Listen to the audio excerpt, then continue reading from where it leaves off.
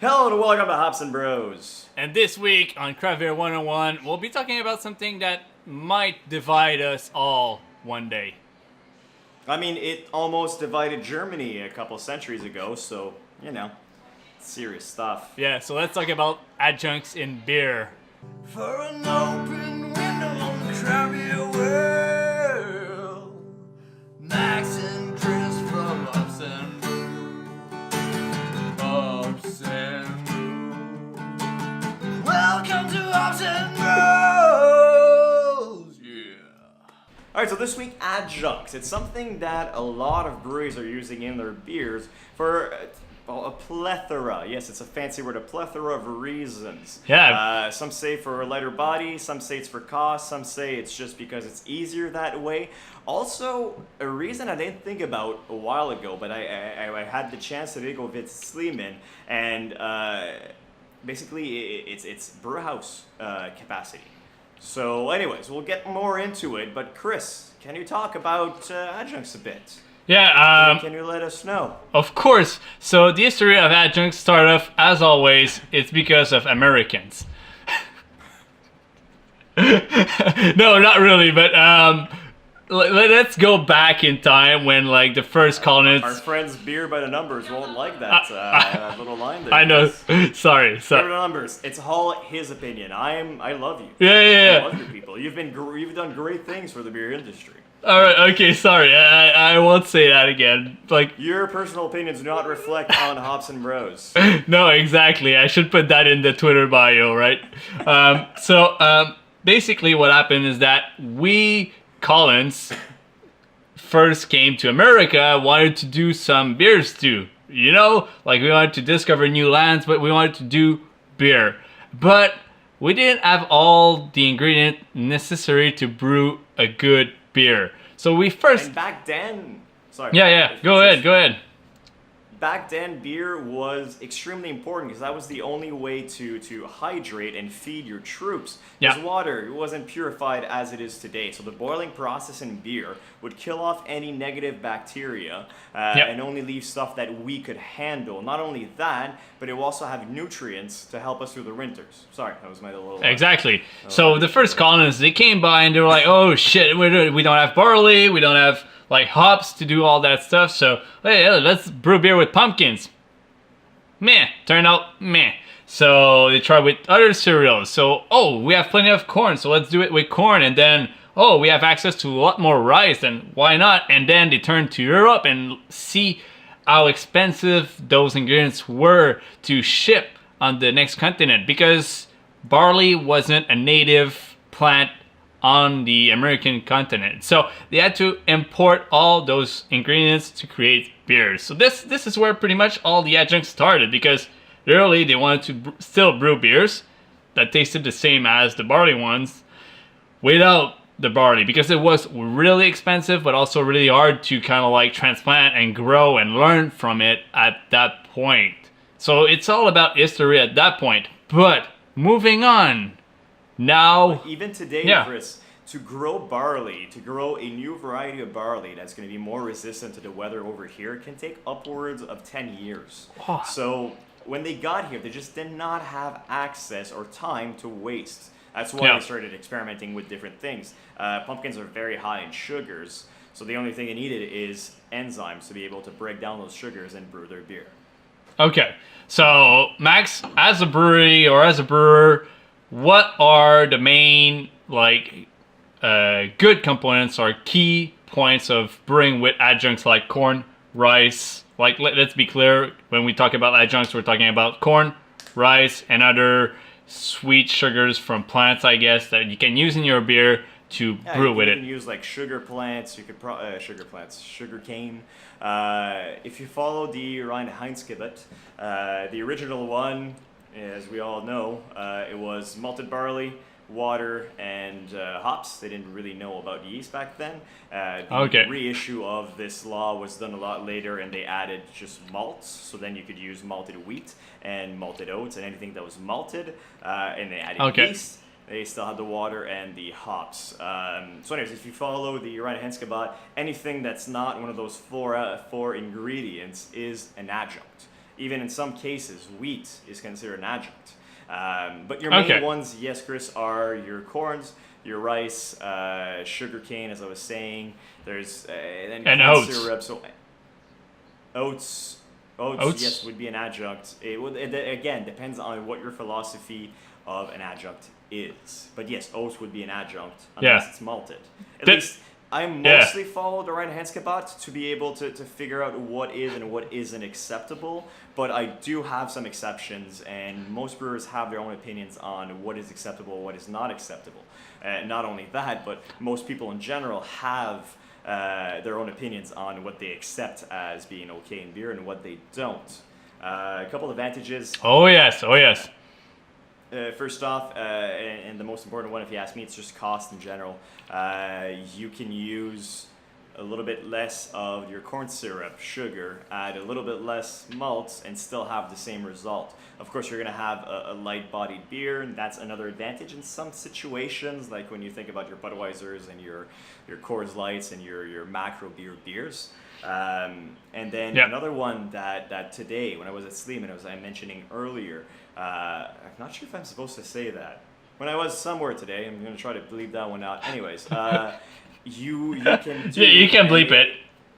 I can bleep. I don't know. I might bleep it. I might not. You can do a big batch with high gravity and then water it down when you put it in your fermenter. So if you don't have the actual space in your brew house to brew the beer you want, you don't want to brew multiple batches, you don't have the time, you do high gravity, water it down, put it in your fermenter, and you're going to get the gravity that you want. You're going to get the ABV that you want. I see your face right now, Chris, but a lot of beers do that. Yeah. It sounds. like It sounds really bad. I didn't know about that. My heart. It sounds bad, but it's common practice, and a lot more people than you think will do it. Now, not only that, but on the pilot systems at school, again, I hope I'm not shooting myself in the feet by saying this, in the foot. Sometimes you don't hit your gravity, you don't hit your number. Sometimes you evaporate more of your wort than you want. So your solution to that is actually add water. Because at that point you're more concentrated, and a little water won't necessarily kill you in the end for fermentation, and it'll make it so that you hit your gravity exactly. So the same concept is applied here, but with another reasoning behind. Okay. Okay. Let's talk about adjuncts. I know you can't stop, man. It's crazy. And can we consider lactose as an adjunct? I just want to get that out there.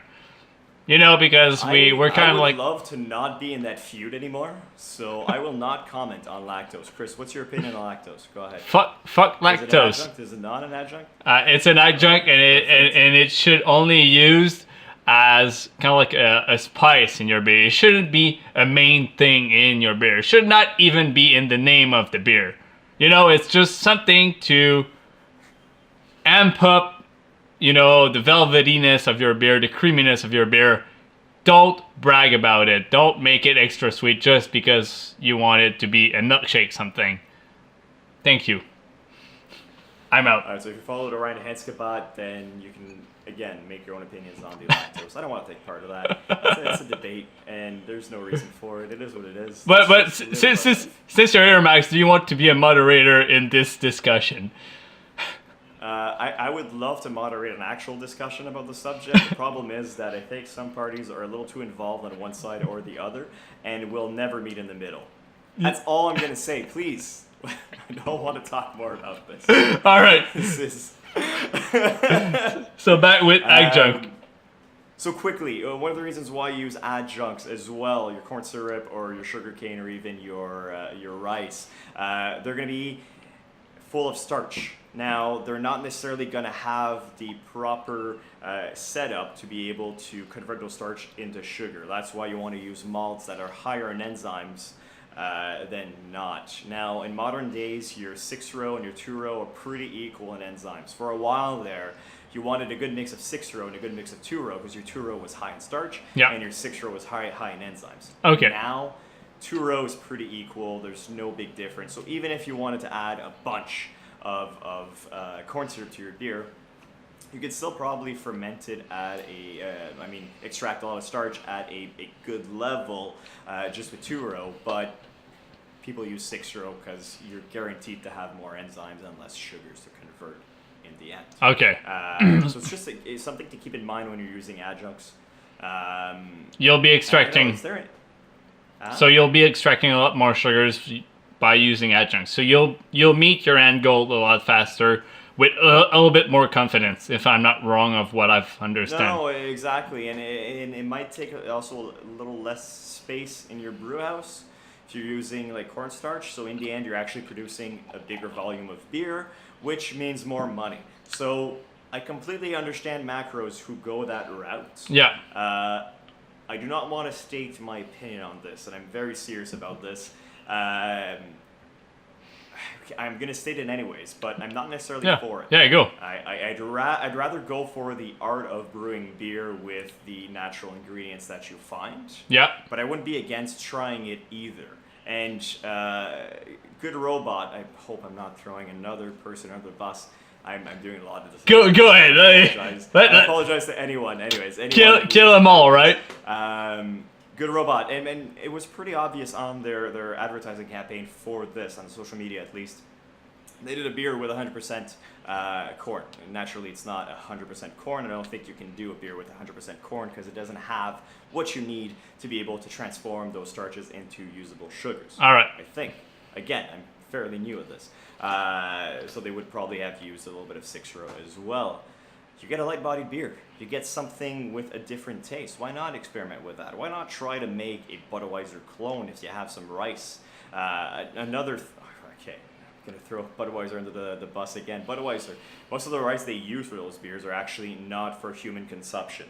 That's why they get away with getting cheap rice, because they can't sell them in stores. But the transformation process makes it so that you can, in fact, extract the sugars, extract whatever you need from that rice, that light body, and not harm humans. So it's the only way to use that rice, so they get it extremely cheap. Sapporo, all that stuff, is kind of how they get away and how they can sell beer that cheap, because their ingredients I know. is on the cheap side. I know. It's technically is beautiful because you're making a lot of money brewing beer, but then again, what's your definition of beer? Exactly. And the reason why I feel weird about it is it's just weird. You know, like you said, like I'm all for the art of brewing and experimenting with all the ingredients, so that's why I'm not against trying with adjuncts and all that stuff, but it shouldn't be your main goal to create the cheapest product possible. Like, of course, if you're Budweiser, you're a big macro, but like you can't really start a business now in 2018 building a brewery saying I'll do a clone of Coors Light because people want that, you know?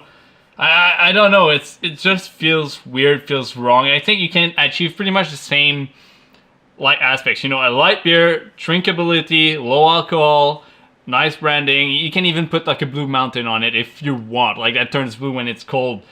But I think you can achieve that without using like big fat adjuncts that might not be, you know, like rice. At the same time, rice that it's not good for consumption, you might throw it out and waste. So now it's used instead. So at least you're using it for something. I don't know. I'd like to try brewing with it, but I would never. Yeah, Chris just camera died, so we'll see. Maybe he's gonna start it up again. I don't know. Anyways, what was I saying? See, that's why Chris is supposed to be there. What was I saying? You were talking about the fact that like the rice and all that stuff, you don't need to throw it out. Sorry, I had to run really fast and be back because camera shut down. Oh, it's back. So, all good. Yeah, so consumption, rice. Anyways, yeah, I'd like to try it just to see what it does. Would I commercially brew adjuncts? No, I don't think I would, because I think that you get body from the malts, you get body from your wort. So don't mess with that. Try to keep it as pure as possible, or at least as true to what you're trying to brew as possible. Yeah, exactly. You'll get a better product in the end, and craft beer is all about quality. It's not about the mass. It's about the niche, the core people who love what you do and who want you to brew more of it. Exactly. That's what I have to say. I do not want to hear your opinions down there on the macros versus the micros. So what's- 'cause I know it's going to be very negative. I know, so what's the let me question? let me know what you think about the adjuncts in itself. Because we just talked about corn, technically about pumpkin, and about rice, and about sugarcane. There's other adjuncts out there. What other adjuncts do you know, and do you think they have their place in craft beer or not? Yeah, I think it's a proper question to ask because we don't want to get involved in that really negative debate. So hopefully you guys enjoy it. It's like a long conversation, but it's been a while since me and Max shared some knowledge right there on the camera, so it's always fun. So let me know if you guys, let us know if you guys enjoy the longer format of Craft Beer 101, which is more built around a big discussion. Yes, my camera will probably shut down right in the middle, but Max, what should people do next if they want to show their love for the show? Just like, subscribe, and yeah, comment below, share the video, share the love, and stay tuned because we do this pretty much every week. Yeah, and pretty good announcements coming up, if I'm not wrong. Right. Our numbers are good, so I assume that in the next couple episodes we're gonna have some big news. Yeah. Anyways. Why not? Yeah. All right. Fair enough.